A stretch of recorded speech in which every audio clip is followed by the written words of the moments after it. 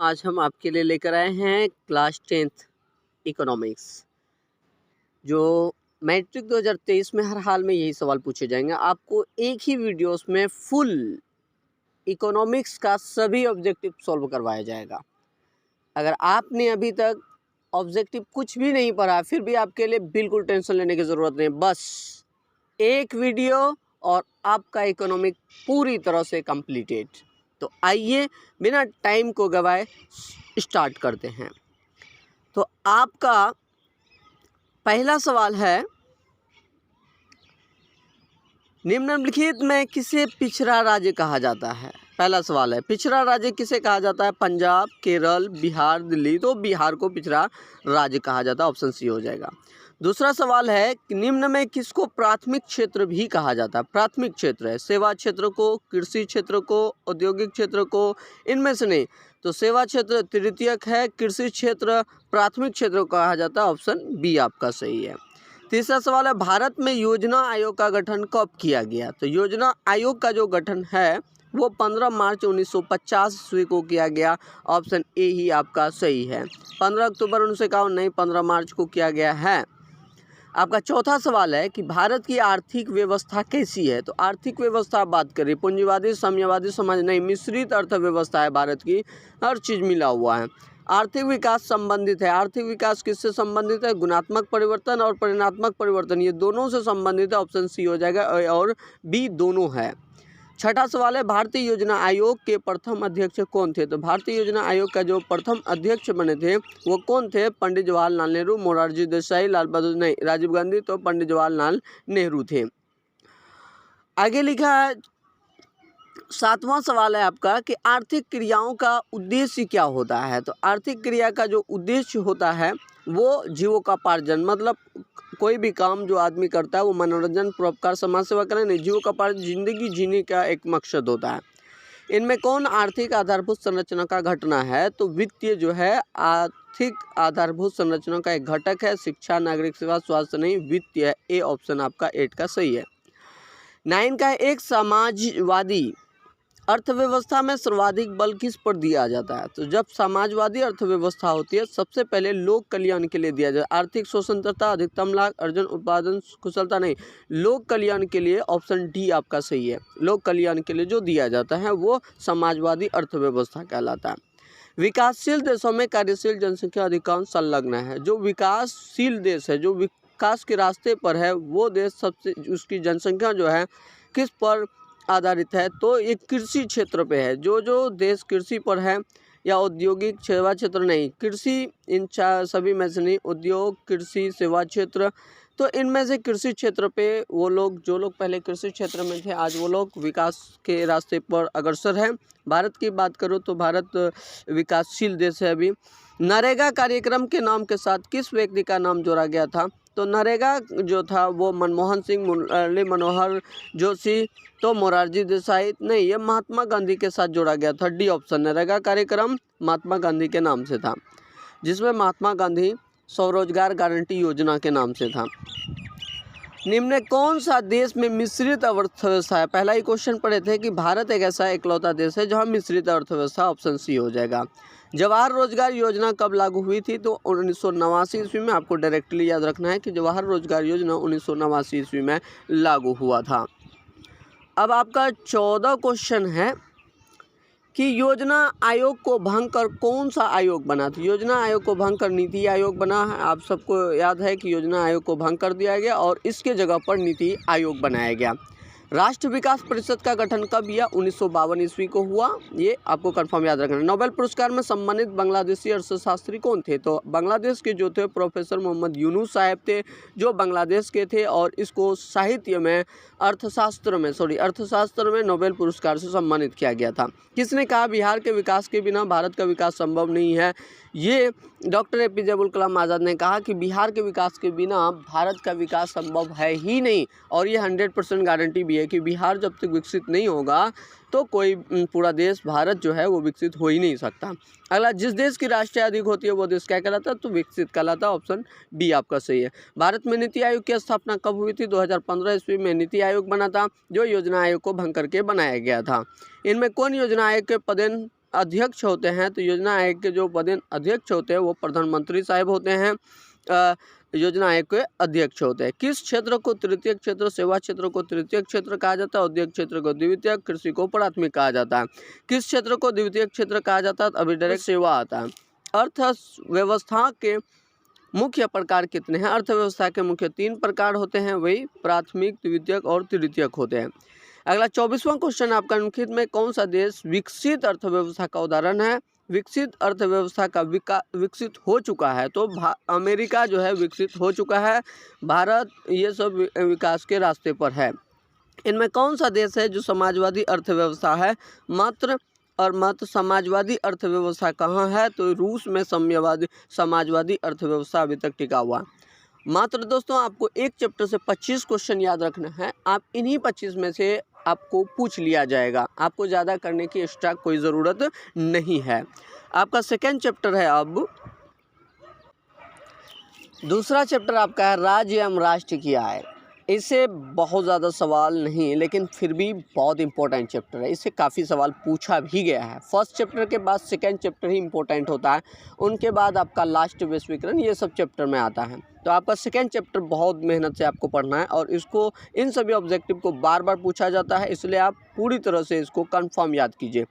तो पहला सवाल है आपका कि भारत में किस राज्य की प्रति व्यक्ति आय सर्वाधिक है? तो भारत की जो कौन सा ऐसा राज्य है जिसका आय सर्वाधिक है? बिहार, पंजाब, हरियाणा, गोवा। तो गोवा का है, बिहार तो पहले से पिछड़ा हुआ, पंजाब से भी ज़्यादा गोवा का है, तो प्रति व्यक्ति आय सर्वाधिक किसका है?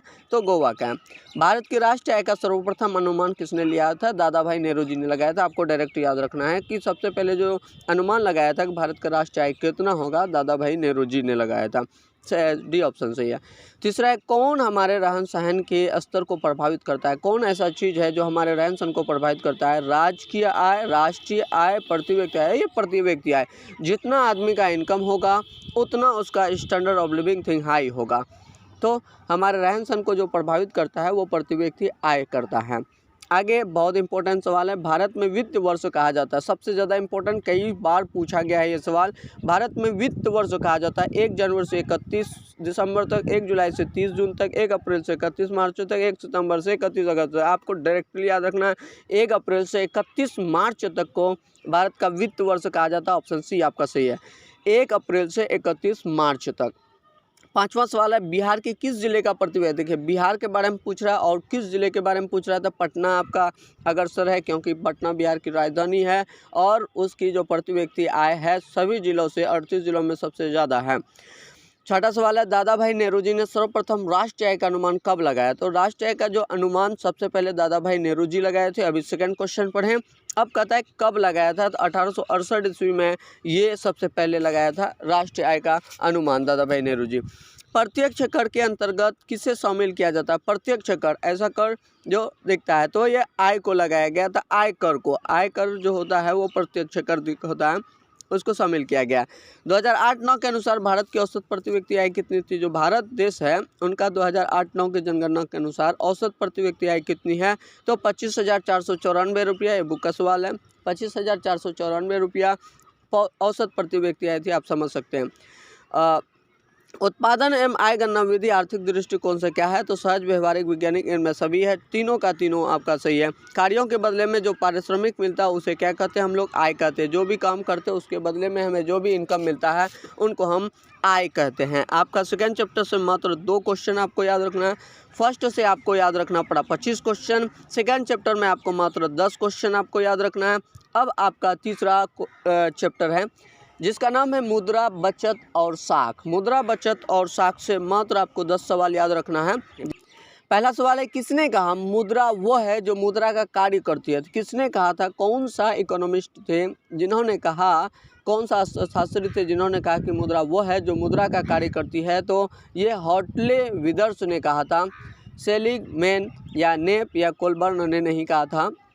दूसरा सवाल है, भारतीय मुद्रा बाजार में किस प्रकार के ऋणों का लेन देन होता है, किस तरह के कर्ज का लेन देन होता है। तो ये अल्पकालीन, बहुत कम समय के लिए जो होता है उसका यूज़ ज़्यादा होता है, और दीर्घकालीन लंबे समय तक के लिए बहुत कम होता है, न अल्पकालीन कम समय के लिए होता है। मनुष्य के आर्थिक जीवन में सबसे महत्वपूर्ण क्या है, तो मनुष्य का जो जीवन है, आर्थिक जीवन में सबसे इम्पोर्टेंट क्या है, तो पैसा है। आज के दौर में सबसे ज़्यादा पैसा है, ज़मीन, खेत, तब के कागजात, माल गुजारी की रसीद, ये सब ज़्यादा इंपॉर्टेंट नहीं, लेकिन पैसा बहुत ज़्यादा इम्पोर्टेंट है। इसलिए दोस्तों कहते हैं इतना पढ़िए कि पैसे आपके लिए बिल्कुल नॉर्मल सी बात हो जाए।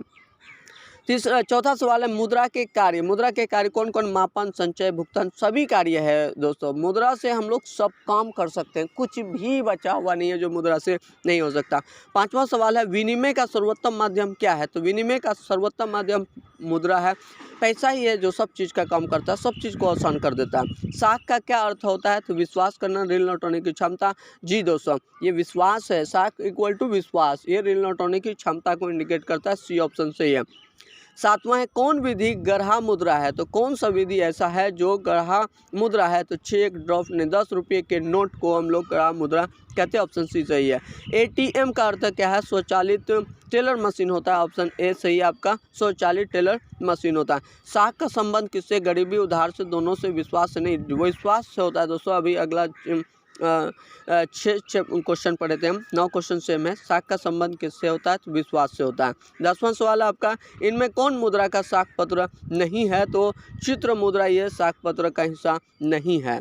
तो आपका 3 चैप्टर मात्र 10 सवाल याद करना है दोस्तों, ये आपका कंफर्म हो गया। अब चौथा चैप्टर में हम चलते हैं।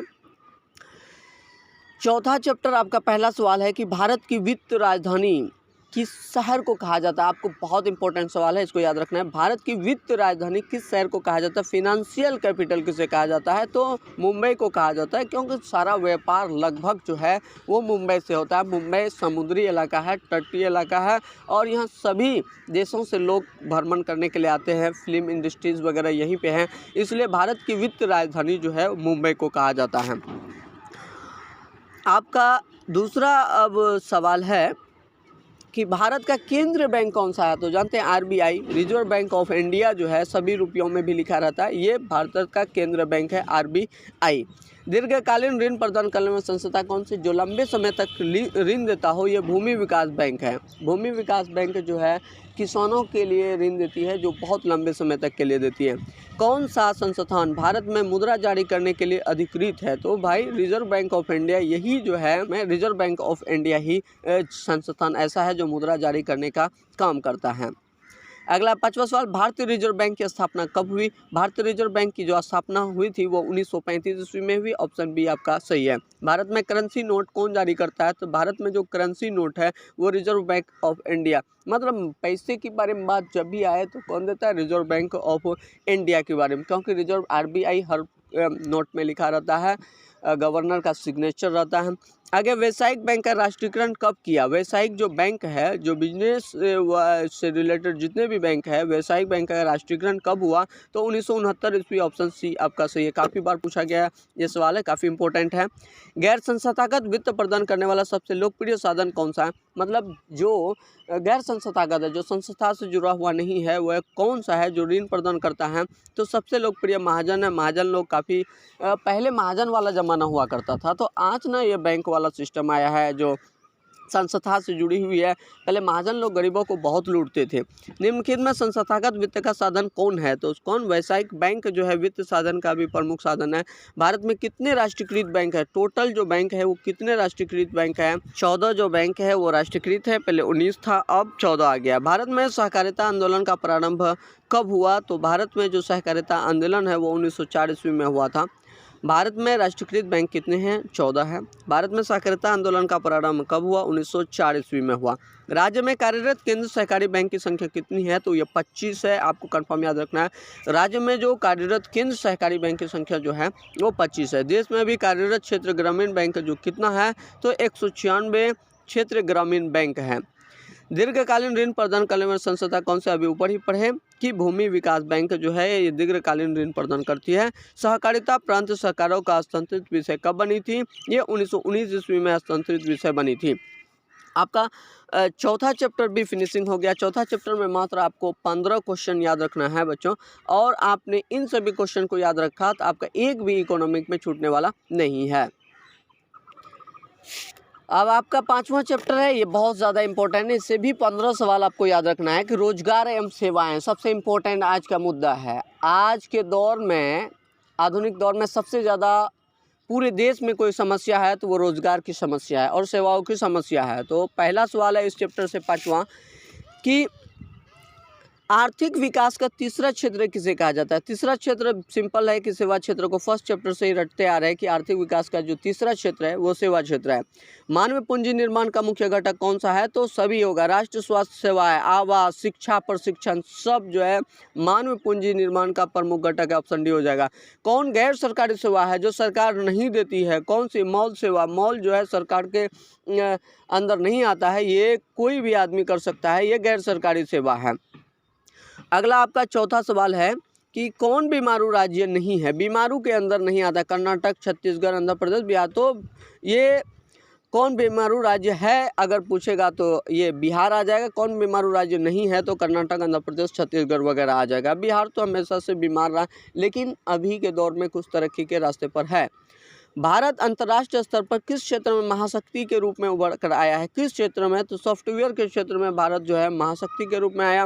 डिस्क, लैपटॉप, हार्डवेयर नहीं, क्योंकि चिप जो ताइवान से आता है, सारा जो छोटा छोटा चीज़ होता है वो ताइवान से आता है इनके लिए। तो भारत अभी महाशक्ति के रूप में जो उभर कर आया है वो सॉफ्टवेयर की दुनिया में है। छठा, नरेगा के अंतर्गत ग्रामीण मजदूरों को साल में कम से कम कितने दिनों के लिए रोजगार देने की व्यवस्था है। 100 दिनों के लिए कम से कम रोजगार उसको प्रोवाइड किया जाएगा।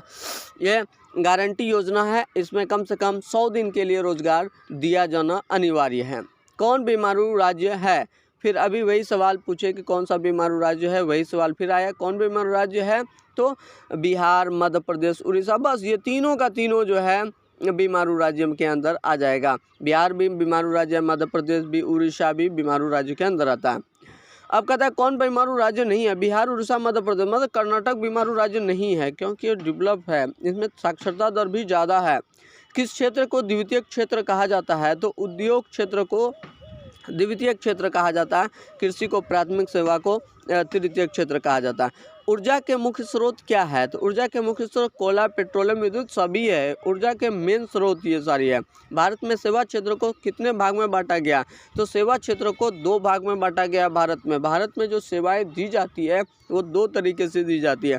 बिहार एक राज्य है, कौन सा राज्य है, पशु के पालन के लिए, उद्योग प्रदान के लिए, खनिज प्रदान के लिए, कृषि, तो कृषि के लिए ही बिहार जाना जाता है। बिहार के भी 2 टुकड़े हैं जिनमें से उत्तरी बिहार, दक्षिणी बिहार का नाम से जाना जाता है। मानव पूंजी निर्माण के प्रमुख घटक नहीं है, मानव पूंजी निर्माण के प्रमुख घटक भोजन, वस्त्र, शिक्षा, ये कोई भी नहीं है, ये कोई भी नहीं है। आर्थिक विकास का दूसरा क्षेत्र किसको कहा जाता है, बस ये क्वेश्चन तो इतना बार आया है कि पढ़ के तक है। भारत का पहला टेलीविज़न केंद्र कहाँ स्थापित हुआ, तो दिल्ली में स्थापित हुआ था। भारत का पहला टेलीविज़न केंद्र कहाँ स्थापित हुआ, दिल्ली में हुआ। आपको बच्चों 3 चीज़ तो रट लेना है कि प्राथमिक क्षेत्र, द्वितीयक क्षेत्र, तृतीयक क्षेत्र। आपने देखा कई बार ये क्वेश्चन को रिपीट किया गया और कई बार एग्जाम में पूछा भी गया है। आपका 5वां चैप्टर में मात्र 15 सवाल आपको याद रखना है। आगे नेक्स्ट है छठा चैप्टर। आपका छठा चैप्टर बहुत ही ज़्यादा इंपॉर्टेंट है और बहुत इजी भी है। इस चैप्टर को याद रखना आपके लिए बहुत छोटी सी बात है क्योंकि वैश्वीकरण है और ये इसमें वैश्वीकरण में क्या कंपनियों के बारे में पढ़ना है, नई नई चीज़ों के बारे में। तो आप चैप्टर सही से पढ़े तो आपको पूरी तरह से याद हो जाएगा। कहता है कौन बहुराष्ट्रीय कंपनी है जो पूरे वर्ल्ड में काम करता है, तो Coca Cola, Ford Motor, Samsung, ये सब का बहुत ब्रांडिंग कंपनी है और ये पूरी दुनिया में है। ये सब बहुराष्ट्रीय कंपनी है, सभी के सभी, Ford Motor, Samsung, Coca Cola. कौन क्या नई आर्थिक नीति का अंग नहीं है, मतलब निम्नलिखित में से क्या आर्थिक नीति का अंग नहीं है। निजीकरण, वैश्वीकरण, उदारीकरण, राष्ट्रीयकरण। राष्ट्रीयकरण जो है आर्थिक नीति का अंग नहीं है, बाकी निजीकरण, वैश्वीकरण, उदारीकरण है, तीनों चीज। तीसरा सवाल है अर्थव्यवस्था के किस क्षेत्र से हरित क्रांति संबंध है। हरित क्रांति जो है वो प्राथमिक क्षेत्र में आता है, प्राथमिक क्षेत्र कृषि को इंडिकेट करता है, इसलिए हरित क्रांति इसके अंदर आता है। हरित क्रांति जो है वो प्राथमिक क्षेत्र के अंदर आता है, प्राथमिक क्षेत्र के अंदर आता है। चौथा सवाल है कि वैश्वीकरण का क्या अर्थ होता है? वैश्वीकरण का जो अर्थ होता है विश्व अर्थव्यवस्था से संबंध होता है। विश्व अर्थव्यवस्था से ऑप्शन बी सही है। विश्व व्यापार संगठन WTO वर्ल्ड ट्रेड ऑर्गेनाइजेशन की स्थापना किस वर्ष की गई थी? 1995 ईस्वी में। ये बहुत ज़्यादा इंपॉर्टेंट था। एक देश से दूसरे देश के बीच संपर्क स्थापित करने के लिए WTO बहुत ज़्यादा ज़रूरी था, इसलिए 1995 में WTO की स्थापना हुई। वैश्वीकरण के प्रमुख अंग कितने हैं? तो वैश्वीकरण के प्रमुख 4 अंग होते हैं। चौथा है, 7वां सवाल है, विश्व बाजार संगठन का मुख्यालय कहाँ? विश्व बाजार संगठन का मुख्यालय जेनेवा में है। आर्थिक नीति, नई आर्थिक नीति में किसे सम्मिलित किया गया है? तो उदारीकरण, वैश्वीकरण, निजीकरण सभी को शामिल किया गया। तीनों को, उदारीकरण, वैश्वीकरण, निजीकरण। कौन बहुराष्ट्रीय कंपनी नहीं है? तो Ford Motor, Samsung, Coca Cola बहुराष्ट्र कंपनी। पार्ले टाटा जो है ये बहुराष्ट्र कंपनी नहीं है। C option. पहले लेकिन अभी लेकिन है पार्ले टाटा जो है अभी बहुराष्ट्र कंपनी के रूप में उभर कर सामने आया है। मानव पूंजी के प्रमुख घटक है। मानव पूंजी के प्रमुख घटक कौन कौन से हैं? ज्ञान, कौशल, अनुभव, ये सब प्रमुख घटक नहीं है, इनमें से कोई नहीं। नई आर्थिक नीति में किसे सम्मिलित नहीं किया गया है? नियंत्रित अर्थव्यवस्था, वैश्वीकरण, उदारीकरण, इनमें से कोई नहीं। तो नियंत्रित अर्थव्यवस्था को नई आर्थिक नीति में सम्मिलित नहीं किया गया है। 12वां सवाल है, अंतर्राष्ट्रीय व्यापार संबंधी नियमों को निर्धारित करने वाली संस्था कौन सी है? तो अंतर्राष्ट्रीय व्यापार संबंधी जो नियम बनाते हैं उनको कौन बनाते हैं? तो विश्व बैंक, UNO, IMF, इनमें से कोई भी नहीं बनाता है। डी ऑप्शन आपका सही है। पार्ले समूह के थम्स अप ब्रांड को किस बहुराष्ट्रीय कंपनी ने खरीद लिया था? Nokia, Reebok, LG, Coca Cola. तो कोका कोला ने खरीद लिया था थम्स अप ब्रांड को। दूरसंचार सुविधा नहीं है, तो टेलीफोन, फैक्स, संवाद, मोबाइल। तो संवाद जो है ये दूरसंचार व्यवस्था का साधन नहीं है। टेलीफोन है, फैक्स है, मोबाइल फ़ोन है। वैश्वीकरण का अर्थ क्या होता है? वैश्वीकरण का अर्थ होता है व्यापार, पूंजी, तकनीक, हस्तांतरण, सूचना प्रवाह द्वारा देश की अर्थव्यवस्था का विश्व अर्थव्यवस्था के साथ समन्वय करना।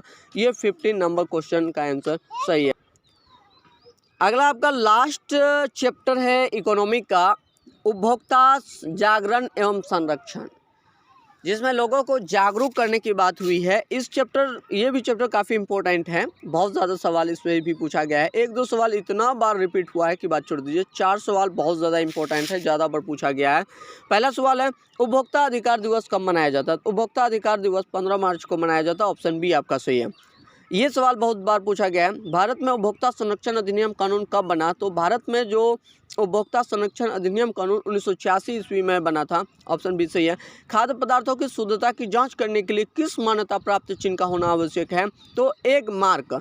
जब भी शुद्धता की बात हो, खाद्य पदार्थ की बात हो, तो एक मार्क आपका सही है। हॉलमार्क सोने की शुद्धता वगैरह के लिए होता है। चौथा सवाल है, कृषि उत्पादकों के मानकीकरण के लिए किस मानक का प्रयोग किया जाता है? एक मानक का प्रयोग किया जाता है। कृषि से रिलेटेड आ गया, कृषि आया तो खाद्य आया, खाद्य सामग्री से आ गया तो एक मानक जरूरी है। उपभोक्ता द्वारा शिकायत करने के लिए आवेदन शुल्क, उपभोक्ता द्वारा जो शिकायत किया जाता है उसमें कितना रुपया लगता है? बिल्कुल निःशुल्क होता है, कोई भी रुपया नहीं लगता है, न 50, न 10, न 70, कोई टका नहीं लगता है, निःशुल्क है ये।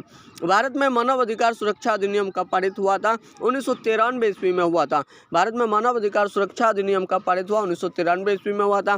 स्वर्णाभूषण बल्कि सोने चांदी की जो परिशुद्धता को सुनिश्चित करने के लिए किस मान्यता प्राप्त चिन्ह का होना जरूरी है? तो हॉलमार्क का होना जरूरी है।